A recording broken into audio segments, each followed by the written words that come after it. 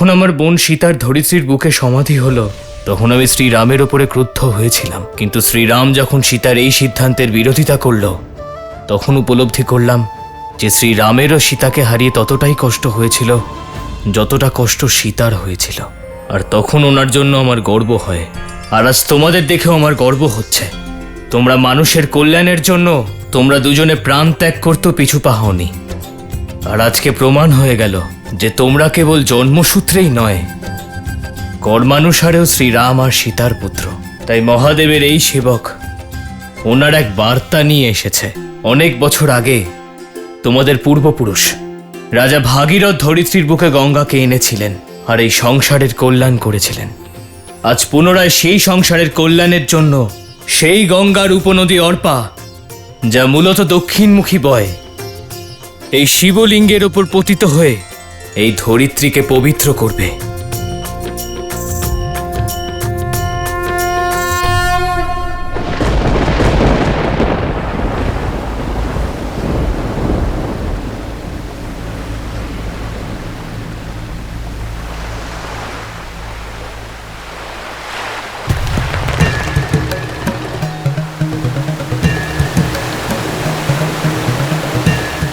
ধন্য মহাদেব।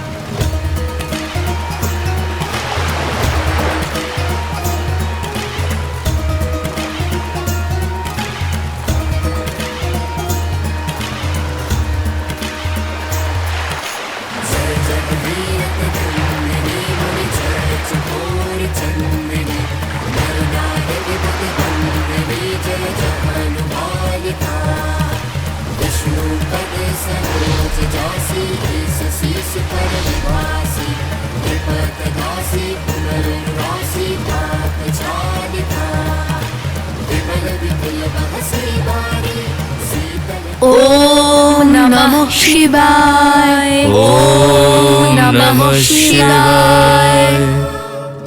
ओम नमः शिवाय।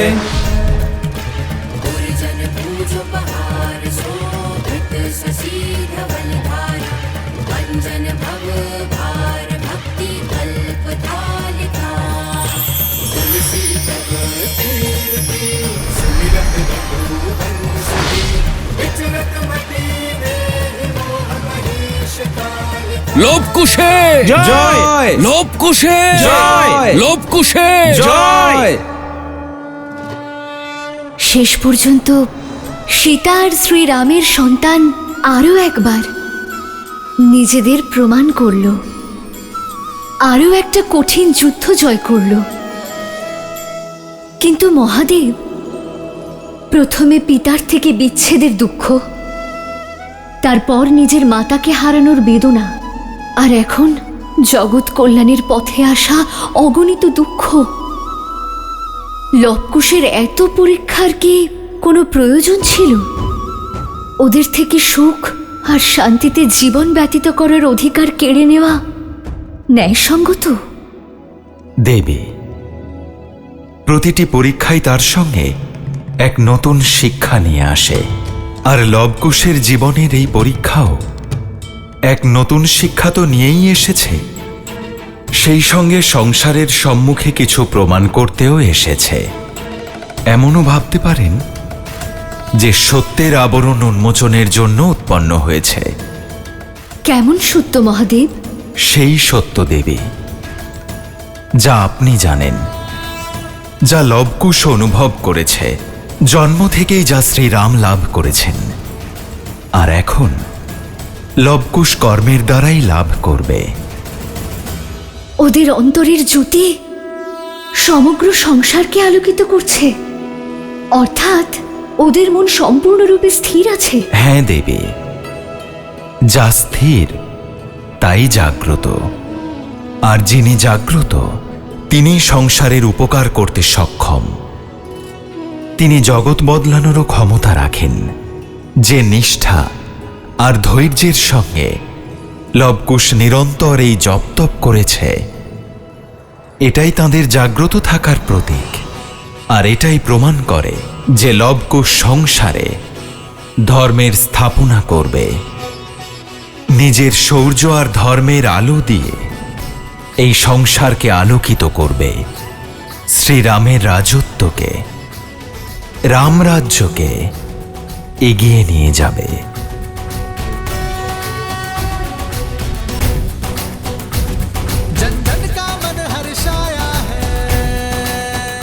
রাজকুমার লব, রাজকুমার কুশ, এই সংকট থেকে মুক্তি দেওয়ার জন্য ধন্যবাদ। আমাদের তরফ থেকে একটি প্রার্থনা স্বীকার করুন। আমাদের রাজ্যকে কৌশলের শরণে নিন এবং তার দায়িত্ব গ্রহণ করুন। যে রাজ্য শ্রীরামের শরণে আসবে তাকে তো আমাদের স্বীকার করতেই হবে, কিন্তু এই রাজ্যের দায়ভার আমি নই, শুধু কুশ সামলাবে। রাজকুমার কুশের জয়! রাজকুমার কুশের জয়! রাজকুমার কুশের মাতা বলতেন যে এই সংসারে প্রেমের থেকে বেশি মূল্যবান আর কিচ্ছু নেই। আর আজ আপনাদের সকলের প্রেম দেখে আমার হৃদয় আপ্লুত হয়ে গেছে। আমি অযোধ্যার রাজকুমার কুশ, আমার পিতা কৌশল নরেশ শ্রীরামের নামে প্রতিজ্ঞা করে বলছি আপনাদের সকলকে এবং এই রাজ্যকে কৌশল রাজ্যে সম্মিলিত করলাম। এর ফলে এই গ্রাম আরো সমৃদ্ধ হবে, আর সেই জন্য আজ থেকে এই রাজ্য কুশাবতী নামে পরিচিত হবে। রাজকুমার কুশের জয়! রাজকুমার কুশের জয়! রাজা রামের জয়! রাজা রামের জয়! রাজা রামের জয়! রাজা রামের জয়! রাজা রামের জয়! রাজা রামচন্দ্রের জয়! রাজা রামচন্দ্রের জয়! রাজা রামচন্দ্রের জয়! রাজা রামচন্দ্রের জয়! রাজা রামচন্দ্রের জয়! এই কলাটা খুবই মিষ্টি। পরিশ্রম করে পেয়েছো যে, তোমরা দুজন যা পরিশ্রম করেছো তার ফল পেয়েছো। জ্ঞান লাভ করতে বেরিয়েছিলে আর দিগ্বিজয়ী হয়ে ফিরছো। প্রভু তো এই সংবাদ পেয়ে ভীষণ খুশি হবেন। কুশ নাও। না,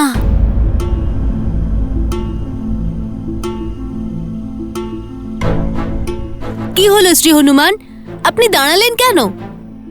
তুমি আর ভোজনকে না বলছো? একটু অসম্ভব মনে হচ্ছে। আসলে ভোজনের ব্যাপার নয়, মামা বাসুকির সঙ্গে দেখা করে মাতার কথা আজ খুব মনে পড়ছে।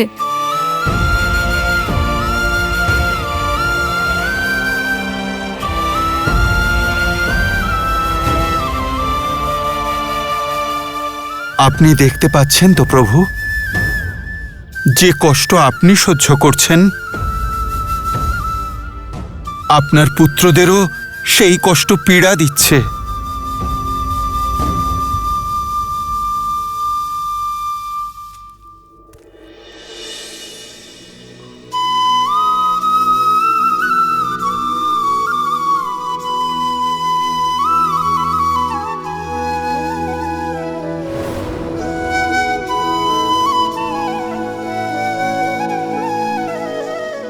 ক্ষমা করবেন গুরুবর, কিন্তু পুত্রমোহই এরকম। সম্মুখে থাকলে মন আনন্দে ভরে ওঠে, আর যদি না থাকে তাহলে চোখ অশ্রুতে ভরে ওঠে। আজ আমার মনে সহস্র প্রশ্ন দেখা দিয়েছে। অযোধ্যা কি কখনো সম্পূর্ণ সুখ লাভ করতে পারবে? আমাদের পরিবার কি কখনো শান্তিতে থাকতে পারবে? এই সংকট, এই পরীক্ষা আর কষ্টের এই মুহূর্ত আদৌ কি সমাপ্ত হবে কখনো? কত দিন হয়ে গেছে রঘুকুলের বংশধরেরা একসঙ্গে আরতি করেনি। রাম কুল আর প্রজাদের দায়িত্ব পালন করার জন্য যাত্রায় বেরিয়েছে। ভরত ওর সাথে যুদ্ধক্ষেত্রে রয়েছে, আর আমার পৌত্ররা, তারা তো আগামী দিনের জন্য নিজেদের প্রস্তুত করার পথে অগ্রসর হয়েছে। গুরুবর, আমাদের জীবনে কি কেবল বিরহই লেখা আছে?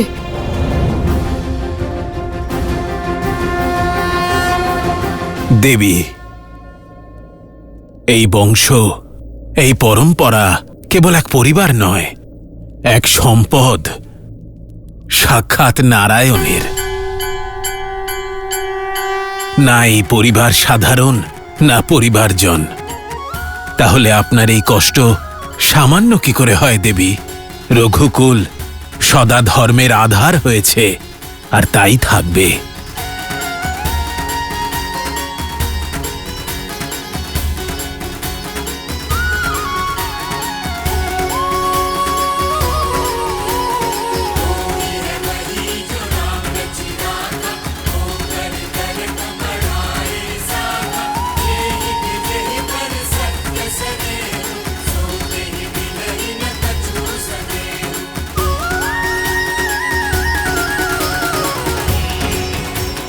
এ হলো সূর্য বংশ, আর সূর্য নিজেকে দগ্ধ করেই আলো দেয়।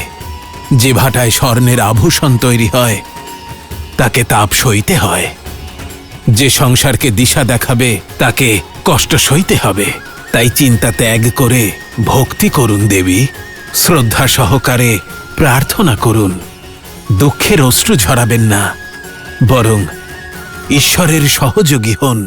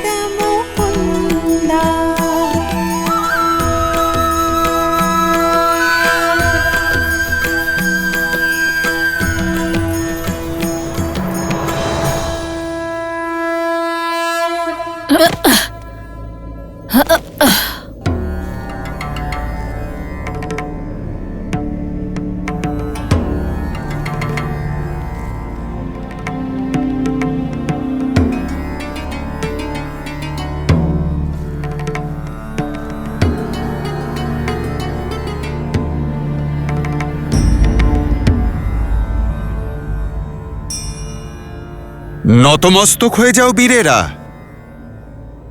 আমরা ভগবান শ্রী বিষ্ণুর এক প্রাচীন মন্দিরে দাঁড়িয়ে আছি।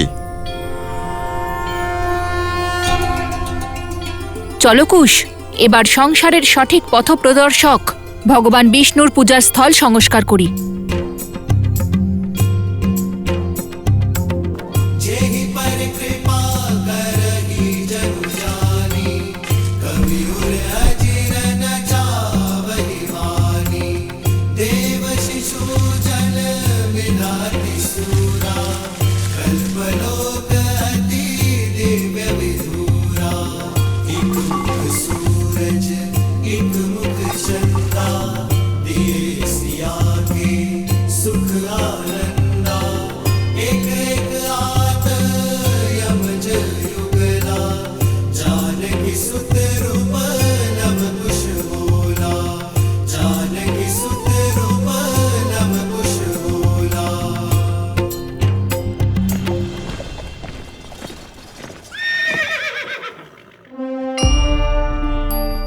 পিতা, পিতা,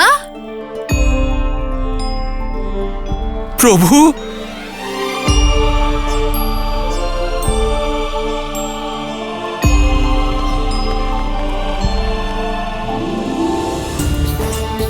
পিতা, পিতা,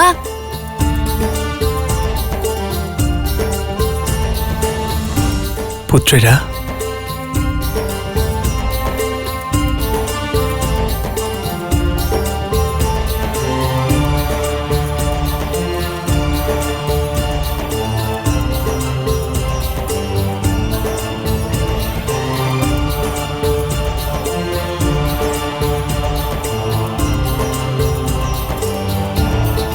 কাকামশাই,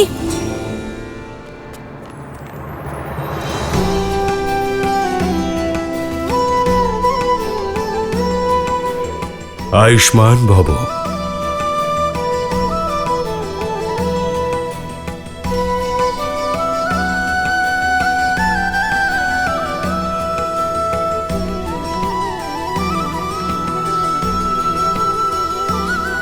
প্রভু, ওই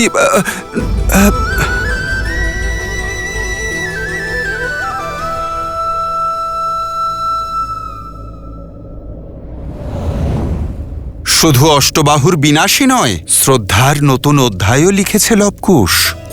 নিজেদের তপস্যায় মহাদেবের আশীর্বাদও লাভ করেছে, সাক্ষাৎ বাসুকী নাগের পরীক্ষায় উত্তীর্ণ হয়েছে। এক কথায় বলতে গেলে প্রভু, এরা দুজন ভবিষ্যতে দিগ্বিজয়ী হতে চলেছে। অসম্ভবকে সম্ভব করেছ তোমরা দুজন। আমার মস্তক গর্বে উঁচু করেছ তোমরা। আর ধর্মের জন্য নিজেকে সমর্পণ করা তো মানবতার কর্তব্য, পুত্র। আমাদের কথা তো শুনলেন, এবার অযোধ্যার সংবাদ আমাদের দিন না পিতা। অযোধ্যায় সবাই কেমন আছেন? সুমিত্রা ঠাকুমা, কৌশল্যা ঠাকুমা? লবকুশ, ওখানে সকলে কুশল আছেন। আর ভ্রাতা লক্ষণ, তিনি কেমন আছেন?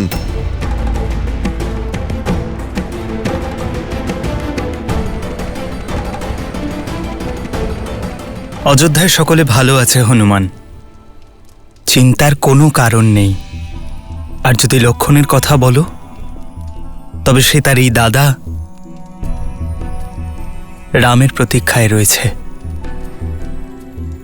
আপনাকে ওনাকে বলতেই হবে যে আমাকে যেন এই মৃত্যুদণ্ড ভোগ করার আদেশ দেন। যান শ্রী হনুমান, আর সুসংবাদ নিয়েই ফিরবেন।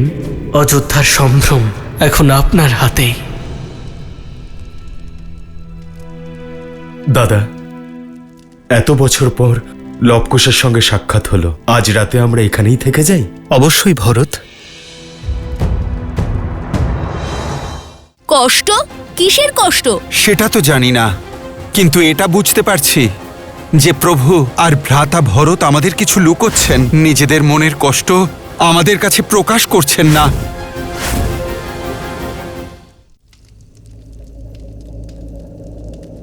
চিন্তার কোনো কারণ নেই। আর যদি লক্ষণের কথা বলো, তবে সে তার এই দাদা রামের প্রতীক্ষায় রয়েছে। তাহলে কি ভ্রাতা লক্ষণ এখনো প্রভু শ্রীরামের আজ্ঞার প্রতীক্ষায় রয়েছেন? শ্রী হনুমান,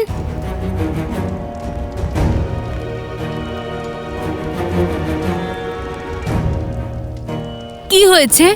আপনার চোখে কষ্ট আর মুখে চিন্তার ছাপ। নিজের চিন্তা অগ্নিদেবকে নয়, আমাদের বলুন কি হয়েছে? চিন্তা নয়, দুশ্চিন্তা করছি।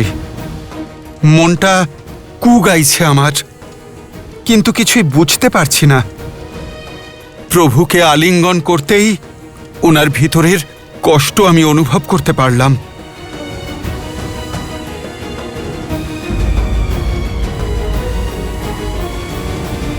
কষ্ট? কেমন কষ্ট?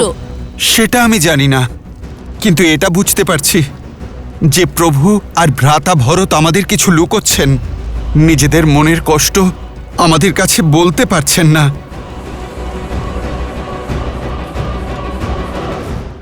হনুমান কোথায়? ভ্রাতা লক্ষণের সঙ্গে দেখা করতে অযোধ্যায় গেছেন। দাদা, লক্ষণ তো অযোধ্যাতে নেই। যদি হনুমান সত্যটা জেনে যায় তাহলে? নেই? অর্থাৎ কোথায় গেলেন লক্ষণ কাকামশাই? কি হয়েছে ওনার সঙ্গে? এ সঠিক সময় নয় ভরত। লবকুশ এবং হনুমানকে এখনই লক্ষণের সত্য জানতে দেওয়া যাবে না। তোমার চিন্তার বিষয় আমি বুঝতে পারছি দাদা। যদি উনি সত্য জানতে পারেন তাহলে ধর্মের যে পথে সে অগ্রসর হচ্ছে সেখান থেকে লক্ষ্যভ্রষ্ট না হয়ে যায়, অনুতপ্ত হয়ে সে ধর্মের বিপক্ষে না চলে যায়। লবকুশের থেকে বেশি চিন্তা আমি হনুমানকে নিয়ে করছি। আমার জীবনের তো কেবল একটাই প্রতিজ্ঞা, আমার প্রভুকে সেবা করা আর তাকে রক্ষা করা। আর আমি আমার জীবনে যখনই আপনার কোনরূপ অনিষ্টের আভাস পাব, আমি তখনই প্রভু তার নিবারণ করবার চেষ্টা করব।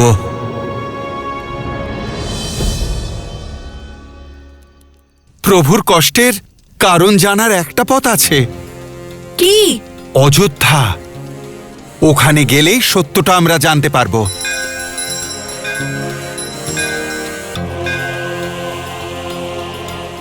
আমি এখনই গিয়ে জেনে আসছি। একবার নিজের চোখে অযোধ্যা আর ভ্রাতা লক্ষণকে একবার দেখে নিলে আমার দুশ্চিন্তা কাটবে। একদম ঠিক। আপনার যেমন ইচ্ছা। লক্ষণ কাকামশাইকে আমাদের প্রণাম জানাবেন। আর এইটুকু তো এতদিনে আমরা বুঝে গেছি, যতক্ষণ না শ্রীরাম ভক্ত হনুমান সন্তুষ্ট হচ্ছেন ততক্ষণ না উনি শান্ত থাকবেন আর না চিন্তা দূর হবে। শীঘ্রই ফিরে আসবেন শ্রী হনুমান। রাত্রিকালীন ভোজনে আপনার অপেক্ষা করব।